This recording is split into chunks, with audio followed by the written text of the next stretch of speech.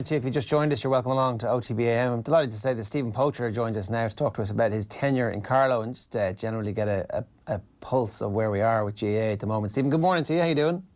Well, lads, how's the form? Good, thanks. Was it a difficult decision in the end to step away, or had you just kind of reached the end of your natural road with Carlow?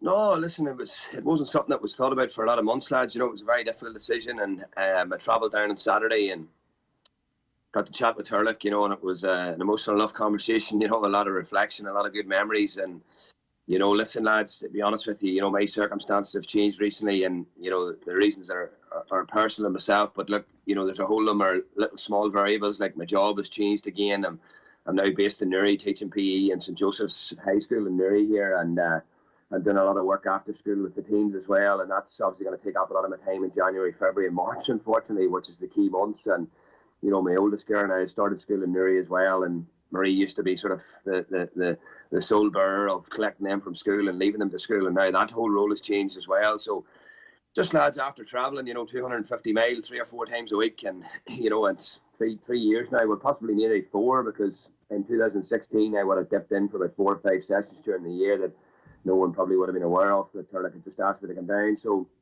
on and off for about 4 years now, I get up and down the road, and just got to the stage, lads, where it's just, as I said to the man, you know, it's just time to give a bit back to the family, maybe, you know, and try and seize a bit of time back, even for myself, even from a health perspective, lads. You know, you have to be 100% mentally and physically tuned in to make that journey and put that performance on in training and be really tuned in. I just felt it just wasn't going to be able to facilitate that energy, you know. Did you have this conversation with yourself last year around about this time and decide to go back for one last year, or was this the first year that you kind of really felt, okay, I need to start paring back a little bit? Yeah, well, I think last year, you know, it's the girls are getting older, lads, you know, and, you know, they're very impressionable now, the kids, you know, and when you're out of the house for 3 or 4 days and you leave the house at 8 o'clock in the morning to go to school and you don't return to 12 o'clock that night, you don't see them, you know, it can pull in the heartstrings a little, you know. And I think the wife said to me last week, you know, we get a wee bit of time back for ourselves now, you know, and it is like it has to be a strong consideration. I don't think people understand, you know, the impact that your commitment has on the family, you know, and the likes of that. And look, it was probably last year was probably the first year that, you know, I probably felt a mental drain as much as anything. The journey was taken on me, you know. I'm not getting any younger. I know I might look still young, but I'm not getting any younger myself. And I just felt, look, you know, I'm back home in Newry now, working at home, and my job's on my doorstep, but I've gained a lot of time back. I'm doing a bit of training myself as well now and stuff like that. So even from a mental health perspective, like, you're in a better place of mind, you know. And I just felt that if I start making the journey again, it's going to be a very, very difficult one, and I needed lads to be true and to be honest to Turlock and the group, because that's all we've ever been, and we've been very tight and very close. And listen, Saturday was very emotional when I drove back down the road on Saturday. Like, I'm not going to tell you a lie, I shed a tear, you know, because we shared some wonderful memories down there, you know. Will you miss the inter-county setup, or will you miss the Carlow lads more? What's the, like, is there, I know they don't seem different, but it's definitely a different thing. The grind of the inter-county is something that definitely gets people down, but the specific group of people that you were working with? No, listen, lads, it probably is unique. Carlow probably unique because of the point of view being that we probably maybe did things against the grain, you know. We didn't impose media bans. We didn't impose social media bans. We had fun. We enjoyed ourselves. We let the players enjoy themselves, you know. And listen, lads, for me, and I said this the other day, for me, sport has to be a release in life, lads. You know, it has to be something that players enjoy. You know, you can't, like, we live in a society now where there's so much pressures on young people. There's pressures in employment. There's pressures in relationships. There's pressures financially, you know. And sport and football is our release. You know, sport and football should be a place, a sanctuary, to get away from that, where all your troubles go away, you know, where you have a bit of fun, you have a bit of enjoyment, you know. And I like to see players smile at training, and I like to see them fun. But here, listen, be under no illusions. We worked really hard and we trained hard, and you know, we did the graft, but you have to enjoy yourself, lads, you know. And people might point at Dublin and argue the fact that, yes, you know, that there's the enjoyment comes when 5 in a row, etc. And I understand that, like, but there's a lot of our counties that I don't feel are really, really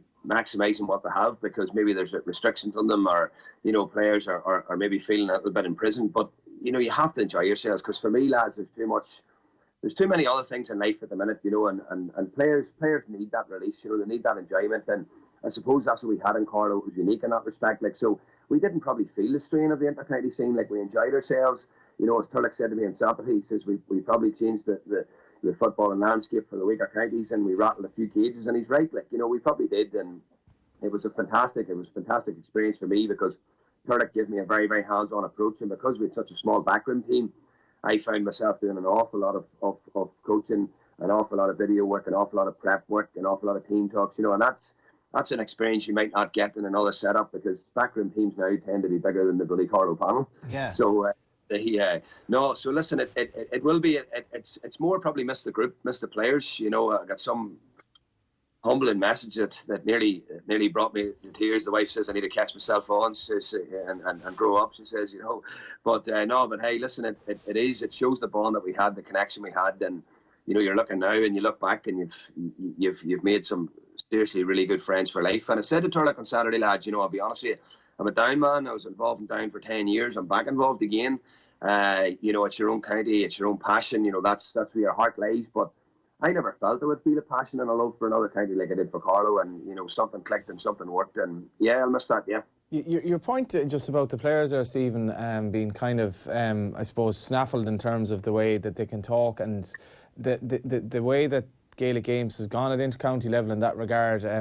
Is that something you've spoken to people about, in, you know, the fact that the Dublin players at the All-Stars, like, more or less wouldn't talk, or even after winning 5 in a row said very little. They've virtually nothing to offer to the media all year round. This is the Dublin team. I suppose my worry for Gaelic football is that Gaelic football is in a fairly transformative place at the moment, where it faces an uncertain future, and yet you have managers and county boards, particularly managers, who won't let their players actually talk and promote the game year in, year out. And for me, were Carlow any better or worse for the fact that your players actually could talk their mind and could have a bit of fun? I would argue no. Absolutely, lads. I totally agree with you. You know, and I remember the All-Stars a couple of years ago. And listen, this is all due respect. Dublin are probably the best coach team that I've ever seen. You know, in my generation, they're the best coach team. There's no question about that. And they're well media coached as well. And yeah. Listen, they're coached in every aspect of the game. And you know, and I'm sure they're really nice lads. And to be honest with you, I met Dean Rock and Kieran Kilkenny back in February at a talk night in Saville, and I got a real good insight into what they're really like, you know. And listen, 2 great lads. The crack was brilliant. You know, we shared some jokes. I remember, I'll tell a quick story, but Kilkenny, there was a bit of slagging about Carlow, and Kilkenny took the microphone and he says, I'll tell you a good one about Poacher. We were playing Carlow in the championship a few years ago, and we were 10 points up, and Poacher was squealing at the players, get back.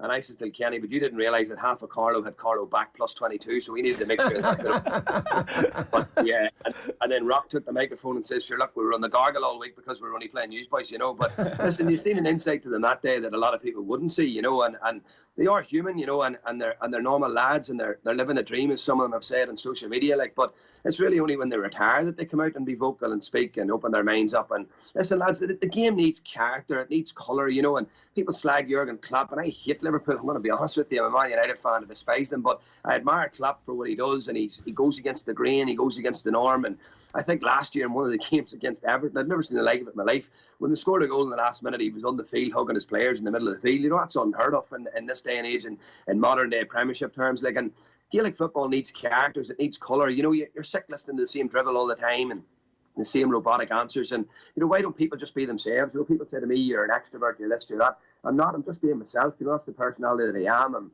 I'm very outgoing. I've done 42 coaching workshops in 18 different counties over the last couple of years. I'm happy to spread the knowledge. I'm happy to share my experience. And I'm not an expert, but the greatest resource we have as coaches is each other, you know, and I've always said that. And I think it's important that we learn that from the game, you know, and we take that, because the game is in a very precarious situation, lads, you know, and with the rule changes. And I think we could be facing, you know, into an era where there's a little bit of uncertainty. We're into Tier 2 championship talk. We're into marks and, you know, developing like a hybrid type of a game, you know. But listen, I'll take a great story from the other day when I was chatting to Paul Broderick the other day, and he was talking about what the last couple of years have done for him as an individual, you know, in his own career, you know, his own teaching career, and the personal profile that it's raised with him within his own school and the community. And like his All-Star nomination, for example, like that was fantastic for him. And I remember a couple of times him saying to me and Turlock, is it okay to do this interview? Is it okay to do that interview? And I says, do them all, Paul.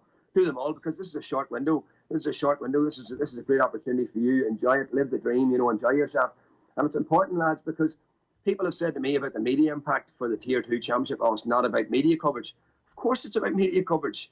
Media is the most powerful tool that we have in society at the present moment in time, particularly social media. And if young people are seeing their teams playing against big teams, like, for example, the games Carlow had against Dublin and Monaghan, live on Sky, Netwatch Cullen Park, packed to the rafters for the Tyrone game, 8,500 people, 200, 300 Carlow kids in the pitch at half-time. It's a massive impact further on down the food chain. It promotes and pushes the game and shows young people that they want to play for their county and gives them heroes to look up for and role models, you know. Yeah, so what do you think are the challenges facing the GAA at the moment? You mentioned the rule changes there and kind of drive-by as well of the Tier 2. As somebody who understands exactly what that impact is going to be on the ground for Carlow, is Tier 2 a bad or a good thing? I think it's an absolute utter disaster, lads, to be honest with you. And listen, I'm going to be honest with you. I don't think every president wants to leave their mark, and Horn wanted to leave his mark, and his mark was the Tier 2 championship. But he walks away now having achieved something and, you know, and caused a bit of a stir. And the bottom line for me, lads, is the financial irregularities within the counties. You know, I'm looking at Carlow in the last couple of years, and I have to be honest with you. You know, there's Turlock O'Brien for 5 years, has soldiered for Carlow with no financial gain whatsoever. I don't even think the man claimed travel expenses, and that's the truth. You know, he done it because he's a proud, passionate Carlovian, but he also done it as well because the county is financially restricted. You know, at the end of the day, the hurling is a very small county. You've hurling, you've football. We had no GPS trackers, lads. Now, I know that might seem like for those people on the outside, mightn't seem like a big thing. It's a massive thing, you know, to monitor workloads, to monitor, you know, training loads, etc. And it's huge. You know, it's absolutely huge. And there's teams in Tyrone, there's school teams in Tyrone that are using GPSs like school teams. You know, and an inter-county side, we couldn't literally afford them. Like, and you know, that's what we were working with. Our hands were tied. You know, I did all the video work. We didn't have performance sports. I chopped the videos and dissected them myself. You know, it took 3-4 hours, maybe 5 hours a time. People don't see that on the outside. You know, they look in and they think it's an inter-county setup. We had a goalkeeping coach who was a volunteer from one of the local clubs. You know, there was no specialist goalkeeping coach. You know, and that's what we were restricted with. Turlock has asked Croke Park for help financially. There was one night Abbottstown was touted as being used for the Dublin-based players to do their strength and conditioning to stop them having to travel back to Carlow. The lads went over to the gym. Everything was fantastic. 2 weeks later, went back to the gym, and Dublin GA had cleared the gym out because it was their equipment.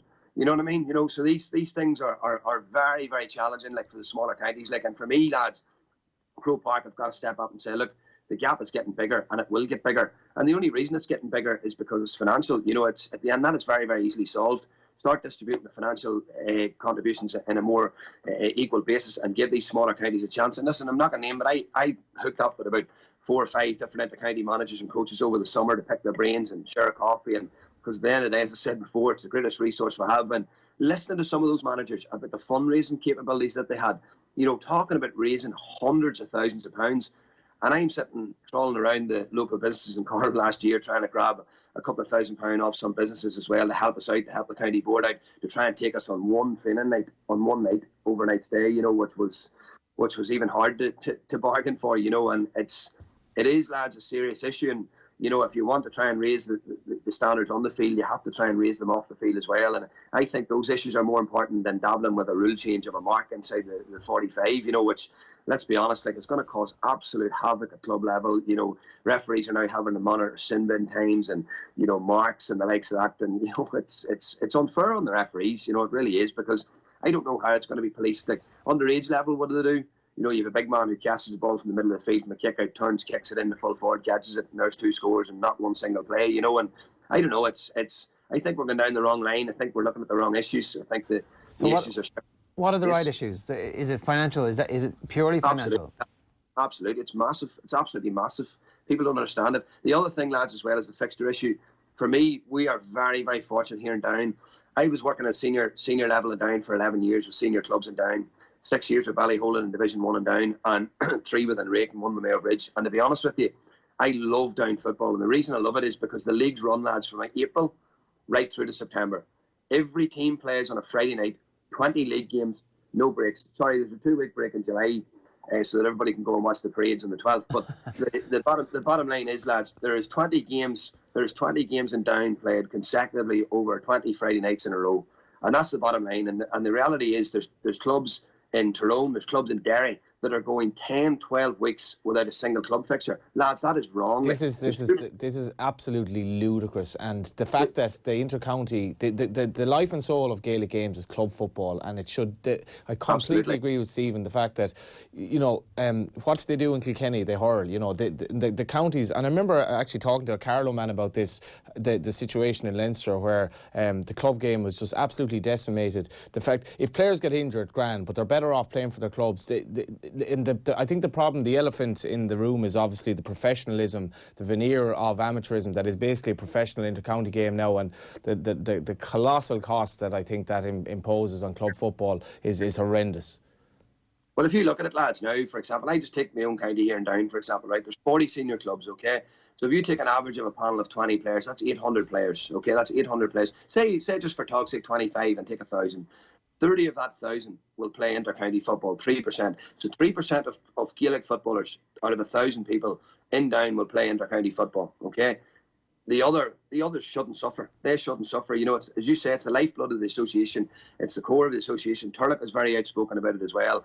And listen, it's a major issue. Like, there's clubs in Carlow, for example, will play 6 or 7 league games from March to the middle of April. And because it's a dual county, they might only play 3 more games from May to August. Like, that's unheard of, lads, And like, there's counties, for example, that have been knocked out of the championship in June and in May, and they're still playing their county league and championship in October and November. I can't work it out. I can't work it out. And I know it is difficult to try and balance all the fixtures and juggle all the fixtures, but it's a major, major issue. And yet we're calling for more games at the inter-county scene.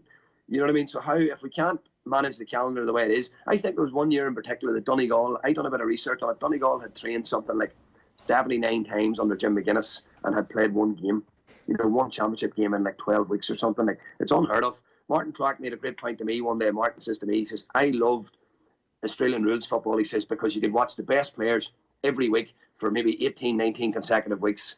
Why don't we rebrand the leagues, play the leagues, lads, at a better time of the year? Like, for example, this year, Down's first 3 games in the National League this year are away to Tipperary, home to Derry, and away to Cork. That first game is the last weekend in January, the first weekend in February, and the second weekend in February. Now, if Down don't get, say, 4 points out of 6, their season is over. And that's the bottom line. Their season is over because their priority is to get out of Division 3. It has to be to get out of Division 3.